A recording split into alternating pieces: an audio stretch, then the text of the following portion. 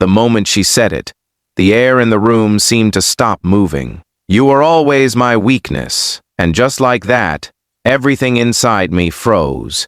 The city stretched behind the glass walls of the office like a silent witness.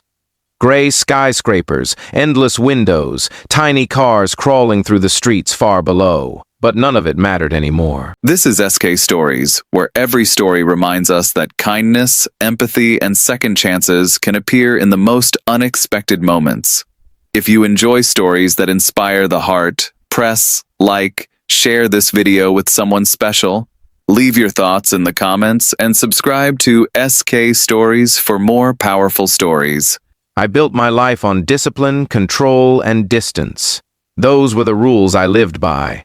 Feel less, trust less, expect less. It was the only way to survive after the past I carried. But Aria had always been the exception.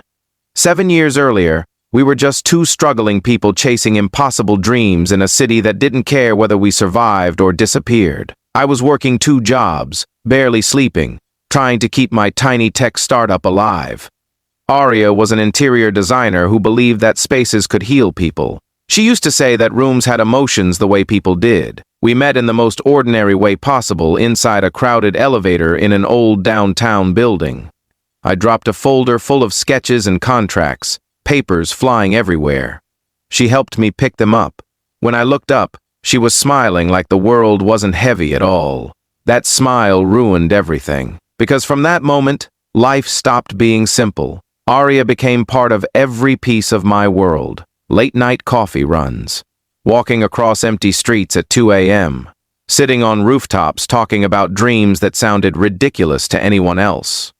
She believed in me even when my bank account was nearly empty, and my company was nothing but an idea scribbled on whiteboards. She used to say, I had a storm inside me, and for some strange reason, she liked storms. For 3 years, we were inseparable, until the day everything collapsed. The startup suddenly exploded in success. Investors appeared overnight. Opportunities I had chased for years were finally knocking at my door. But success came with pressure, expectations, and people who told me love was a distraction. They said I had to choose, and like a coward, I did. I chose ambition. I told myself it was temporary. I told myself I would come back to her once things settled. But life doesn't pause while you chase success. By the time I realized what I had lost, Aria was already gone. No dramatic goodbye, no long explanation. Just a quiet apartment, an empty closet, and a note that said only one sentence. I hope your dreams are worth it. For 7 years, that sentence haunted me. I built everything I once wanted. My company grew into something massive. My name appeared in magazines. I moved into a glass office overlooking the city, the kind of office people dream about. But success has a strange echo when you reach the top alone. And now, after 7 years, she was standing right here, in my office, looking exactly like the memory I had tried to bury. Aria wasn't here by accident. My company had recently acquired a luxury architectural firm. I didn't pay much attention to the details at first. Big companies make big deals all the time. But when the new creative director walked into my office this morning, holding a project folder, the past crashed into the present. Her, Aria Caldwell. Except she wasn't the girl I remembered anymore. She carried herself differently now, stronger, calmer. The softness in her eyes was still there, but it was layered with something else experience, maybe even pain. And then she said, those words, "You were always my weakness." My throat tightened, but words refused to come out. I had imagined meeting her again 1,000 times in my head.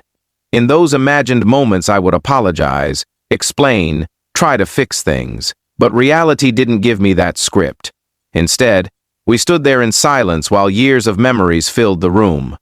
Aria slowly looked around my office, her gaze drifting across the expensive furniture, the skyline behind the windows, the polished wooden desk.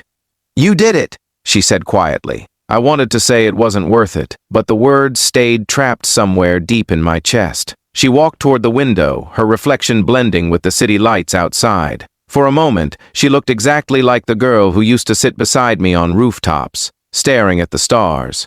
"You know," she said softly. "I used to imagine what this office would look like someday. That surprised me." "You did?" She nodded slowly. "I always believed you would get here." Her faith used to be my fuel. Back then, it pushed me forward when everything seemed impossible. But hearing it now felt different, heavier, because she had believed in me even when I stopped believing in us. A long silence stretched between us. Then she turned back toward me. Her eyes held something fragile but honest. "I never hated you, Marcus." Those words hit harder than anger ever could, because hatred would have been easier. "I just had to leave," she continued. "Watching you slowly choose a world where I didn't belong, it was breaking me." Every sentence felt like a quiet knife. I finally found my voice. "I thought I was doing the right thing." She gave a small, sad smile. "We always do." The truth of that sentence lingered between us. Outside, the sun was beginning to dip behind the buildings, painting the sky in deep orange and purple shades. The city looked beautiful in that moment, but the beauty carried a strange sadness. Life had moved forward. 7 years had passed. We were no longer the same two people. And yet, standing there with her again, I felt something I hadn't felt in years. Not regret, not guilt, hope. But hope is dangerous when you've already broken something once. Aria picked up the project folder she had brought with her and placed it gently on my desk.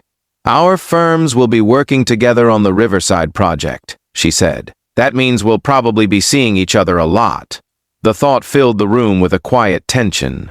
She paused before leaving. For a brief second, it looked like she wanted to say something more. Instead, she simply smiled, not the carefree smile from years ago, but a softer, wiser version of it.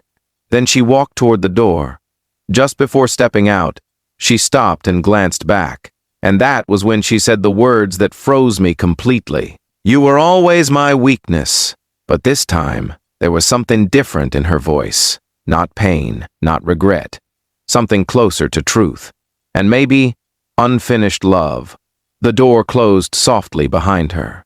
I stood there for a long time, staring at the empty space where she had been standing. For 7 years, I thought success would silence the past. But sometimes the past doesn't disappear. Sometimes it simply waits for the right moment to return. And in that moment, I realized something that terrified me more than failure ever had. I still loved her. Not the memory of her. Not the girl from the past. But the woman who had just walked out of my office. And for the first time in years, the future felt uncertain again. But maybe uncertainty was exactly what my life had been missing. If this story touched your heart even a little, please take a moment to like the video and subscribe to the channel. Your support helps bring more emotional stories like this to life. And before this story ends, tell me something in the comments. Do you believe people who were once deeply in love can truly find their way back to each other after years apart? Because sometimes, life gives us a second chance, not to repeat the past, but to finally choose differently.